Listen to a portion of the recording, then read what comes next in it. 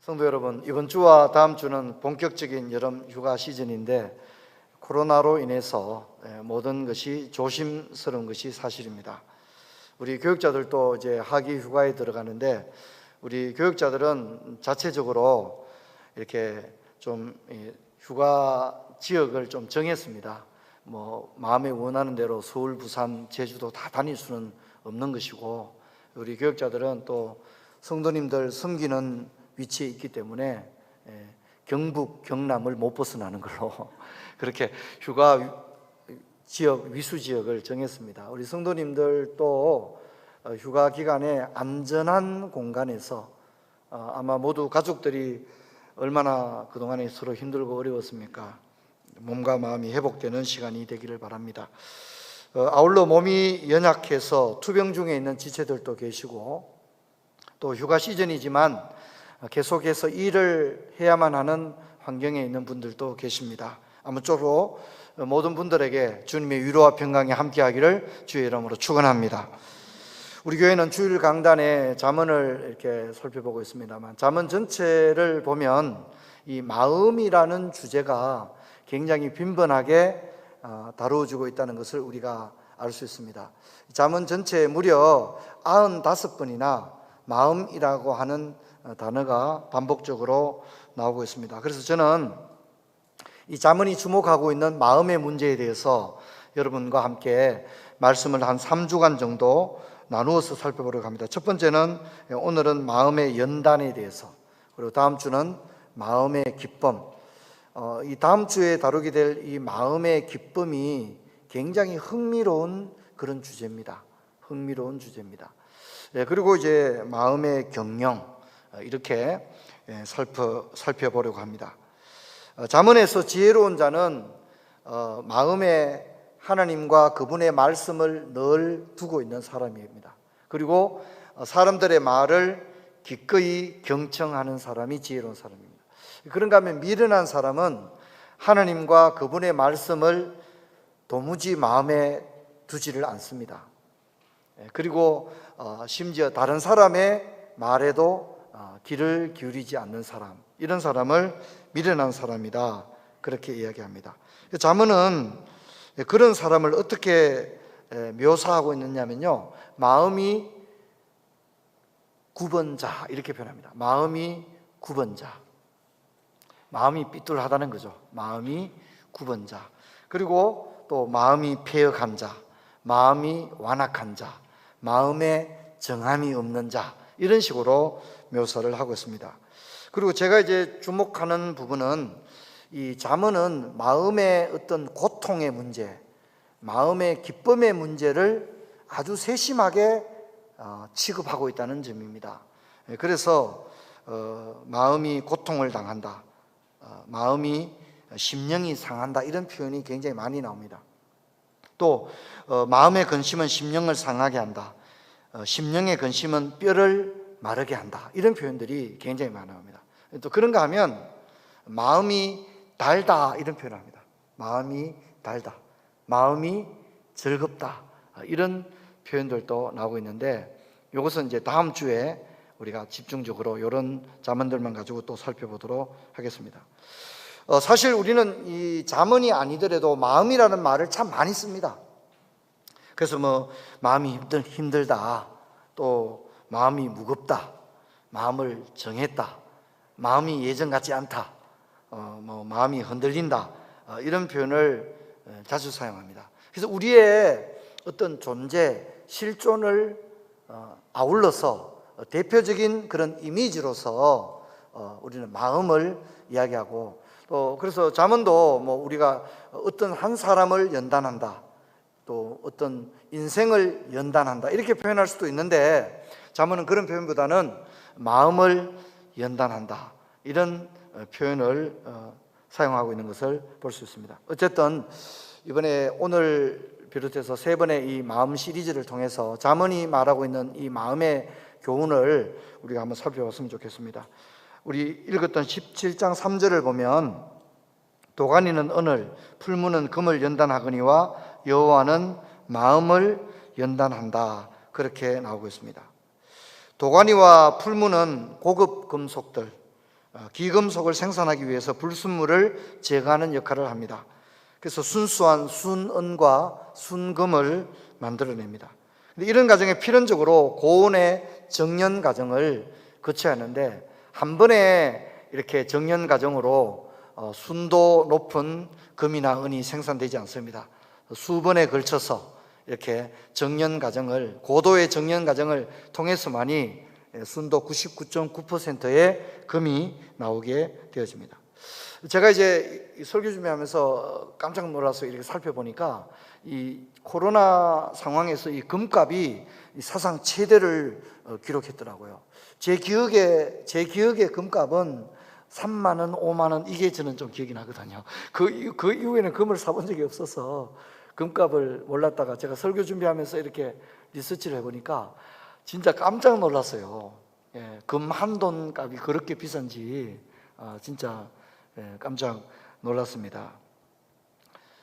여러분, 금의 가치를 가지게 되는 것은 이런 모든 불순물과 찌꺼기를 완전히 제거해버린 순수한 상태의 금의 상태가 있기 때문에 그런 가치를 누리게 되는 겁니다. 근데 우리 인생도 마찬가지입니다. 하나님 앞에서 우리가 쓰임받기 위해서는 하나님은 우리 속에 있는 하나님 기뻐하지 않는 불순물과 찌꺼기들을 다 제거하기를 원하십니다. 근데 여러분, 이 금과 은은 찌꺼기와 불순물을 제거한다면 하나님은 우리들에게서 무엇을 제거하여 연단하기를 원하실까요? 우리 펜이 있는 분은 17장 3절에 한번 적어 놓으시길 바랍니다. 하나님은 무엇을 정연하기를 원하실까요? 세 가지 정도를 생각할 수 있는데, 첫째는 죄입니다. 죄를 제거하십니다.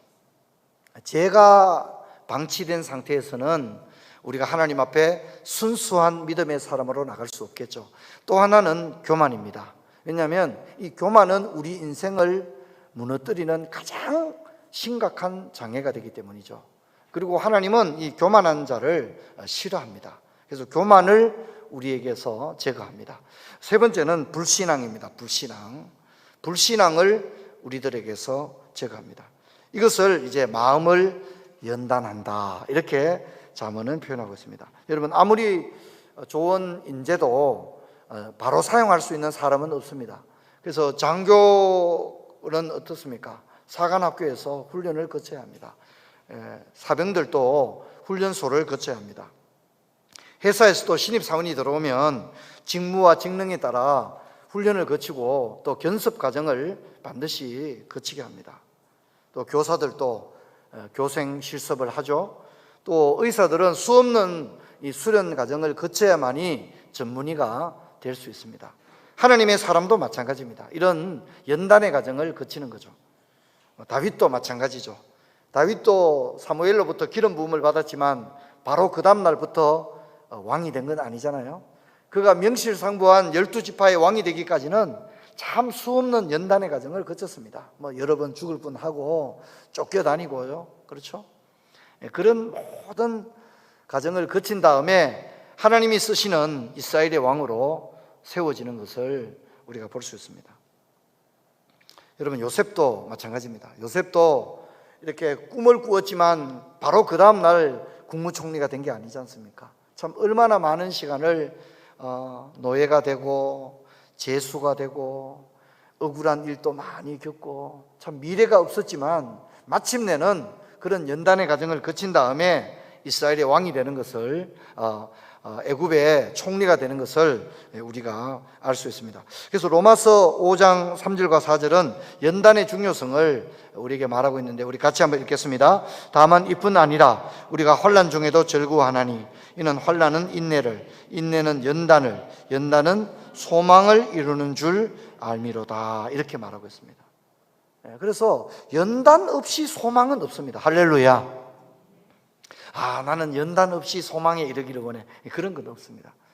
성경에 등장하는 수많은 인물들도 보면 모두가 다 연단의 과정을 거쳤습니다. 여러분, 저를 봅시다. 연단은요, 하나님의 복입니다. 왜냐하면 연단은 쓰시려고 연단을 줍니다. 할렐루야. 안 쓰면 연단을 할 필요가 없죠. 주님이 쓰시려고 우리를 적합한 그릇으로 만들기 위해서 연단의 과정을 거치는 거예요. 그래서 내가 하나님 앞에 연단을 받는 그런 과정은 즐거운 겁니다. 왜냐하면 주님이 쓰실 거니까. 그래서 이 연단의 과정에 있을 때에 불평하기보다는 그 온전히 연단을 견뎌내어서 하나님 앞에 정금과 같은 모습으로 나오는 여러분 되기를 주의 이름으로 축원합니다. 욥도 그런 연단의 중요성을 고백했습니다. 같이 한번 읽어볼까요? 나의 가는 길을 오직 그가 아시나니 그가 나를 단련하신 후에는 내가 정금같이 나오리라. 여기에서 주목할 것은 누가 나를 단련하신다는 거죠? 누가 나를 단련한다고 나오죠? 네, 그가 나를 단련하신 후에는 그렇게 얘기합니다. 저는 이것이 굉장히 중요하다고 생각합니다. 여러분, 우리는 연단 막 신청하고 뭐 그래서 연단 받는 게 아닙니다. 연단은 하나님의 매우 주권적인 행동입니다. 하나님이 내 인생에 어느 날 나를 연단하기 시작하는 거예요. 예고도 없이 연단하기도 하고 예고하고 연단하기도 하고 하나님이 나를 연단하는 거예요. 그가 나를 단련하신 후에는, 우리 한번 따라합시다. 그가 나를 단련하신 후에는, 우리 크게 따라 봅시다. 그가 나를 단련하신 후에는, 그분이 나를 빚으시는 거예요. 그분이 나에게 있는 이 죄를 제거하시고 나의 교만을 막 빼내시고 나의 불신앙의 요소들을 막 제거하셔서 정금처럼 막 만드시는 거예요. 할렐루야. 그렇게 하시는 거예요. 왜 그렇게 하죠? 쓰시려고. 내가 너를 들어 써야 되겠다. 그냥 쓰시는 게 아니라 하나님이 나를 연단하시는 거예요. 그래서 정금처럼, 불순물 없이 정금처럼 그렇게 만드시는 겁니다. 여러분, 그래서 여기에 소망이 있습니다. 내가 연단받으면 얼마나 힘들겠어요. 근데 주님이 나를 연단하신다고 하는 말이 참 위로가 되는 거예요. 내가 하면 나는 중간에 탈락하기도 하고 포기하기도 하고 그럴 수 있잖아요. 근데 하나님께서 나를 단련하신다고 말하고 있습니다. 그가 나를 단련하신 후에는 내가 온전히 순종하고 그분을 신뢰하기만 한다면 그가 나를 단련하신 후에는 내가 정금처럼 나오리라. 욥이 그렇게 고백하고 있습니다. 그래서 우리는 그분께 맡기는 거죠. 그분이 훈련하시고 나를 연단하실 때 신뢰하며 그분께 온전히 나를 맡겨드려야 하는 것입니다. 자, 그러면 여러분, 하나님께서는 우리를 어떻게 연단할까요? 어떤 수단과 방법을 통해서 우리를 빚어나가실까요? 저는 두 가지 정도를 여러분과 생각을 하고자 합니다. 먼저 잠언 27장 21절 우리 같이 한번 읽어보겠습니다. 도가니로 은을, 풀무로 금을, 칭찬으로 사람을 단련하느니라. 무엇으로 연단한다고요? 칭찬으로 연단한다. 근데 여기 칭찬이라는 말은 평판이라는 말과 동일한 말입니다. 칭찬, 평판, 이런 말입니다. 여러분, 어떤 사람이 자기 이야기하는 걸 들었습니다. 근데 이제 안 좋은 얘기를 하는 거예요. 야, 그 사람 진짜 물렁한 사람이야. 그 사람 꼼꼼하지가 않아. 그 사람 보기보다는 약해 보여. 이렇게 사람들이 그런 얘기를, 나에 대해서 그런 얘기를 하는 걸 들으면 아무렇지도 않습니까? 뭔가 어떤 반응이 있습니까? 어떻습니까? 좀 서로 도와야 합니다. 반응이 있어요, 없어요? 반응 있죠. 기분 나쁘기도 하고 그러겠죠, 그죠? 아니, 나를 그렇게 본단 말이야. 내가 어떤 사람인 줄 한번 보여주겠어. 그럴 수 있잖아요, 그렇죠, 그죠? 그래서 그런 얘기를 들으면 그냥 있을 사람이 없어요. 내가 그런 사람이 아닌데, 아니 또 내가 그렇게밖에 안 비춰진단 말이야. 그러면 사람의 행동에 변화가 오게 됩니다. 그래서 내가 결코 그렇지 않다는 걸 보여줄 것이다. 그렇게 하게 되어집니다. 자, 또 이런 얘기를 들었다고 합시다. 회사에 이제 들어갔는데 소문이 나는 거예요. 야, 우리 회사에 이번에 신입사원이 들어왔는데 진짜 인재가 들어왔다더라. 우리 회사에 100년에 한 번 들어올까 말까한 진짜 제대로 된 신입사원 한 명 들어왔대더라. 근데 그게 사람들이 그런 얘기를 하는데 자세히 들어보니까 그게 누구 얘기하는 거예요? 나에 대해서 얘기를 하는 거예요. 나에 대해서 사람들이 그렇게 얘기하는 거예요. 대단히 좋은 얘기죠. 그렇지 않습니까? 우리 회사에 100년에 한 번 들어올까 말까한 진짜 제대로 된 인재가 들어왔다. 이런 얘기를 들으면 여러분, 그 얘기를 들은 사람이 반응이 있어요, 없어요? 반응이 있죠. 반응이 있죠. 실제 부담이 되겠죠. 그렇죠?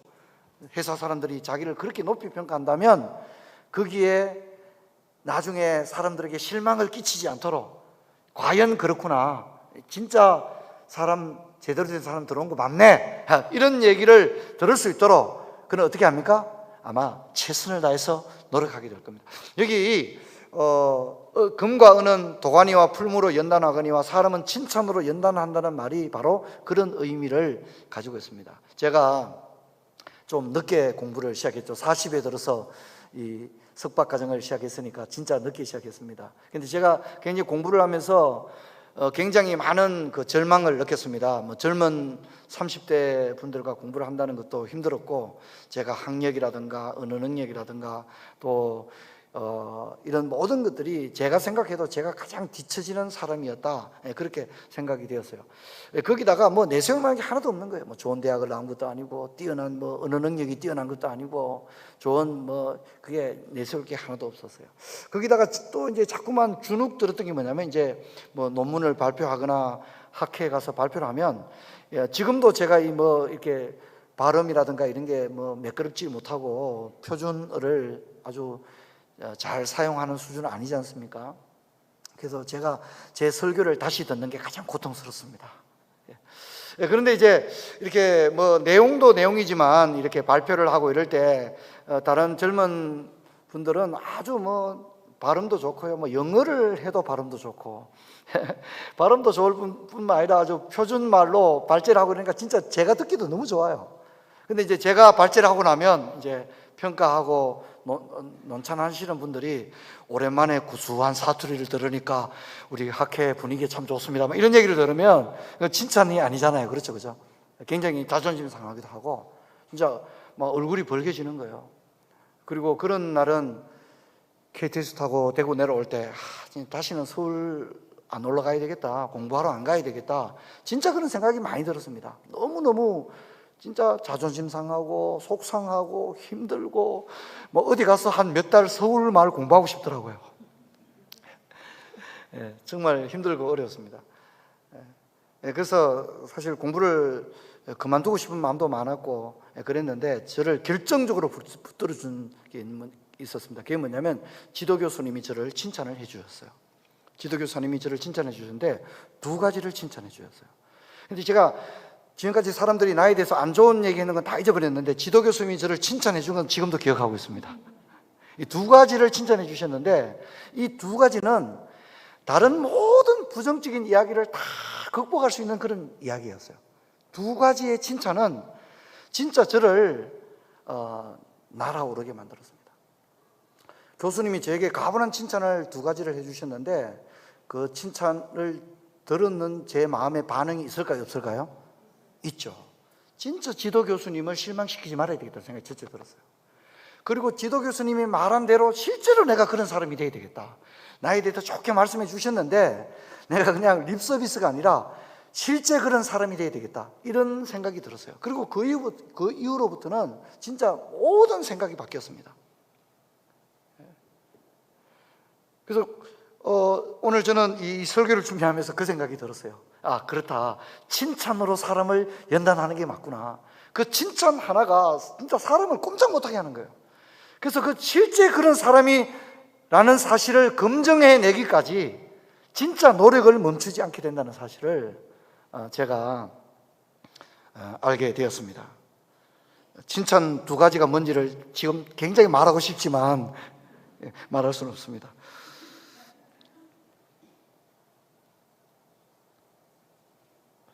그런데 칭찬에 대해서도 한 가지 조심해야 될 것은 자화자찬은 안 됩니다. 여기서 말하는 자화자찬은 안 됩니다. 그래서 성경 한번 볼까요? 잠언 27장 2절 우리 같이 한번 봅시다. 잠언 27장 2절 같이 읽습니다. 타인이 너를 칭찬하게 하고 내 입으로는 하지 말며 외인이 너를 칭찬하게 하고 내 입술로는 하지 말지. 이 자화자찬은 아무 도움이 안 됩니다. 자기 자랑 자기가 하는 것은 그런 건 허세입니다. 허세. 그래서 자기의 성장에 아무런 도움이 되지 못하는 것입니다. 그래서 칭찬은 다른 사람이 나를 칭찬해야 되는 거지, 내 입으로 내가 칭찬하는 것은 자기 발전에 아무 도움이 되지 않는다. 그런 이야기입니다. 여러분, 또한 하나님은 말씀을 통해서 우리를 세워 나가십니다. 우리가 신명기 8장 2절과 3절 우리 같이 한번 찾아보겠습니다. 신명기 8장 2절과 3절 같이 했습니다. 내 하나님 여호와께서 이 40년 동안 내게 광야길을 걷게 하신 것을 기억하라. 이는 너를 낮추시며 너를 시험하사 내 마음이 어떠한지 그 명령을 지키는지 지키지 않는지 알게 하심이라. 너를 낮추시며 너를 줄이게 하시며 또 너도 알지 못하고 내 조상들도 알지 못하는 만나를 내게 먹이신 것은 사람이 떡으로만 사는 것이 아니요 여호와의 입에서 나오는 모든 말씀으로 사는 줄 내가 알게 하려 하심이니라. 아멘. 그렇게 말합니다. 하나님께서 이스라엘 백성을 40년 동안 광야를 걷게 하신 목적이 뭐냐? 사람이 떡으로만 사는 게 아니다. 하나님의 말씀이 있어야 된다. 이것을 알게 하려 함이라고 했습니다. 그래서 우리들 가운데는 우리 어떤 고난을 당하는 분들이 계시잖아요. 근데 고난을 다 지나갔는데 깨달았는 게 하나도 없는 거예요. 고난을 지나간 다음에 우리가 하나의 도달해야 될 하나의 결론은 뭐냐면, 신명기의 말씀처럼 야, 내가 지금까지 내가 내 능력으로 산다고 생각했는데, 떡으로만 산다고 생각했는데 그게 아니었구나. 사람이 떡으로만 사는 게 아니었다는 걸 내가 이번에 알게 되었다.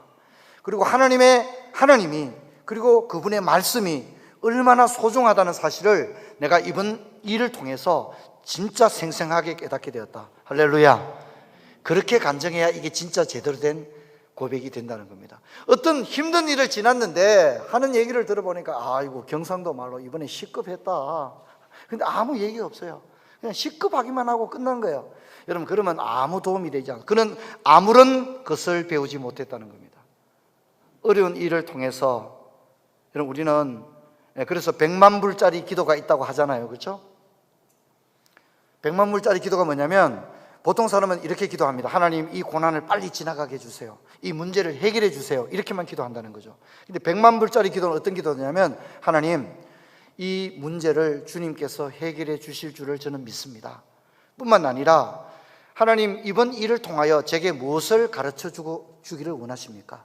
하나님, 이번 일을 통해서 내가 무엇을 배웠으면 좋겠습니까? 하나님이 무엇을 말씀하고 싶으신 겁니까? 여러분, 이것을 아는 것, 이것이 우리 가운데 중요한 것입니다. 우리 성경을 한번 봅시다. 시편 12편 6절, 시편 12편 6절 같이 읽습니다. 여호와의 말씀은 순결하며 흙 도가니에 7번 단련한 은 같도다. 그렇게 얘기합니다. 하나님의 말씀이 그만큼 고귀하다는 거죠.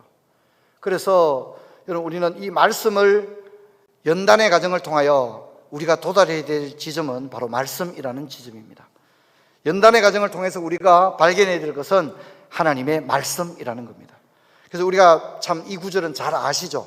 우리 시편 119편 67절 71절 우리 같이 한번 읽겠습니다. 고난당하기 전에는 내가 그릇 행하였더니 이제는 주의 말씀을 지키나이다. 고난당한 것이 내게 유익이라. 이로 말미암아 내가 주의 율례들을 배우게 되었나이다. 여기도 똑같은 얘기를 하고 있는 것입니다. 그리고 예수님께서 겟셋마네에서 이제 대제사장의 기도를 올리실 때 예수님이 하신 기도가 뭐냐면, 주의 말씀은 거룩하니이다. 주의 말씀으로 저들을 거룩해 하옵소서. 그렇게 기도를 했습니다. 여러분, 우리가 거룩해지는 것, 정금처럼 새로워지는 것은 다른 것으로는 안 됩니다. 하나님의 말씀으로만 우리가 거룩해 되며 정결케 되는 줄로 믿습니다. 이것을 꼭 기억하십시오. 성도 여러분, 세월이 흐르고 신앙의 연조가 쌓이면 우리가 점점 거룩해집니까? 어떻습니까? 여러분 마음 어때요? 내가 나이가 50이 되었는데 내 마음이 어떻습니까? 40대보다 훨씬 너그럽습니까? 그리고 거룩하고 성결합니까? 마음이 부드럽고 그리고 신사적입니까? 어떻습니까? 여러분 마음이 어떻죠? 여러분, 우리는 세월이 흘렀는데, 연조가 쌓였는데, 나이가 먹었는데 왜 내 마음은 점점 강팍해지는지, 또 패역해지는지, 여러분, 우리는 그런 데 대해서 진짜 자신의 어떤 고통을 느껴야 합니다. 하나님, 하나님, 내 마음은 왜 이렇습니까? 이렇게 나이가 50이 되었는데 왜 내 마음이 아직도 이렇습니까? 하나님, 내 마음이 지옥입니다. 아직도 내 마음에 미운 마음이 있고 질투하는 마음이 있고 내 마음에 평화가 없습니다. 하나님, 심지어 내 마음이 패역합니다. 하나님, 내 마음이 왜 이렇게 꼬일 대로 꼬였습니까? 하나님, 내 마음이 왜 이렇게 구부러졌습니까? 여러분, 우리는 내 마음의 상태를 가지고 하나님 앞에 나올 수 있기를 주의 이름으로 축원합니다. 바깥으로 볼 때는 멀쩡합니다. 그러나 내 속 사람이 어떤지 우리 자신을 바라봐야 됩니다. 그런데 여러분, 그게 바로 사람입니다. 나이가 먹는다고 개선되지 않습니다. 공부를 많이 한다고 목사가 되고 장로로 임직이 된다고 해서 우리의 심령이 거룩해지느냐? 그렇지 않습니다. 그냥 놔두면 다 똑같습니다. 만물보다 부패한 것이 사람의 마음이라고 성경이 이야기를 하고 있습니다. 마음을 그냥 놔둬서는 안 됩니다. 우리의 마음을 연단하시는 하나님 앞에서 정금처럼 우리의 마음을, 우리에게 모든 죄와 교만과 불순종을 빼내게 되기를 주의 이름으로 축원합니다. 그러기 위해서 어떻게 해야 되느냐? 하나님의 말씀이 필요하다는 사실을 잊지 말아야 합니다. 하나님의 말씀만이 우리의 마음을 새롭게 할 수 있습니다. 그래서 여러분, 결사적으로 말씀을 붙들어야 됩니다. 성경 읽지 않고 설교를 듣는데 하나님의 말씀이 막 이렇게 귀에 안 들어오면 그건 굉장히 심각한 겁니다. 이번 주에 목사님 잠언 말씀 어떤 말씀 하실까? 이게 궁금하고, 또 말씀이 사모되어지기를 주의 이름으로 축원합니다. 말씀이 사모되어져야 합니다. 그 말씀이 듣는 시간이 즐거워야 합니다. 그런데 말씀이 귀에 들어오지가 않아요. 내 마음의 말씀을 받아들이지가 않아요. 마음이 딴 데가 있는 거예요. 그리고 마음에 다른 것으로 꽉 차 있는 거예요. 여러분, 이것은 굉장히 불행한 상태입니다. 굉장히 불행한 상태입니다. 여러분, 우리는 목마른 사슴처럼 하나님의 말씀을 갈급하기를 주의 이름으로 축원합니다. 그리고 말씀을 들을 때 영이 살아나는 거예요. 말씀을 들을 때 기쁜 거예요.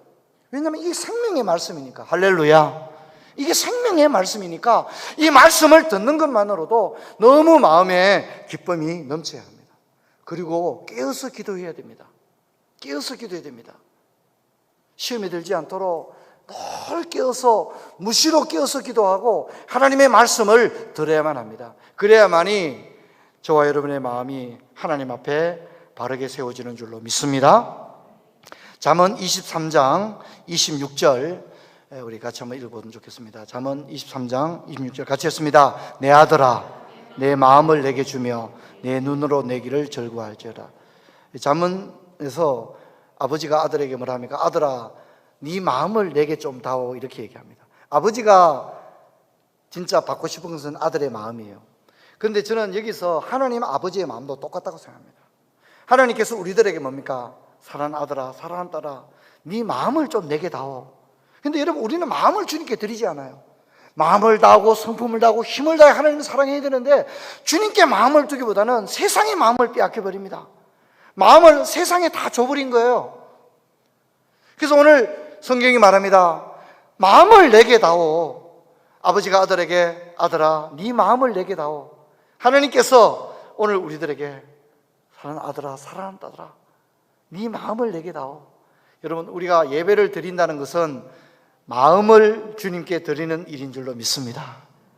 마음을 주님께 드리는 일입니다. 그리고 잠언 4장 23절 우리 같이 한번 읽어볼까요? 같이 읽습니다. 무릇 지킬 만한 것 중에 더욱 내 마음을 지키라. 생명의 근원이 이에서 남이니라. 지킬 것 중에 마음을 지키라고 한 건 뭐냐면, 마음이 무너지면 다 무너진 거기 때문에, 마음이 무너지면 다 빼앗긴 거예요. 내 마음을 이미 세상에 빼앗겼으면 이미 내 신앙도 다 세상에 마귀한테 저당 잡힌 거나 다름이 없는 거예요. 마음이 무너지면 신앙도 무너지고 인생도 다 무너진 거예요. 그래서 무릇 지킬 것 중에 마음을 지켜라, 그렇게 이야기를 하고 있습니다. 사랑하는 성도 여러분, 뭐로 지킬 겁니까? 내 마음 내가 지킬 수 있습니까? 뭐로 지킬 겁니까? 하나님의 말씀과 기도로 지키기를 주의 이름으로 축원합니다. 그래서 다니엘이 뭐라고 고백했죠?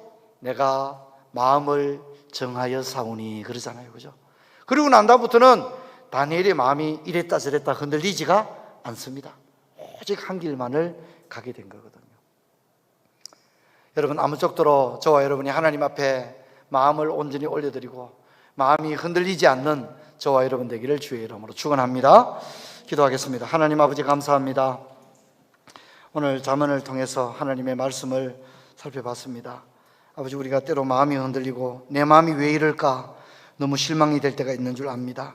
오늘 잠언을 통해서 하나님의 말씀 앞에 우리가 내 마음을 굳건히 세우는 저희들 되게 하시며, 또 이 마음을 세상에 빼앗기지 않도록 늘 깨어서 기도하는 저희들 되게 하여 주옵소서. 주 예수 그리스도 이름으로 기도하옵나이다. 아멘.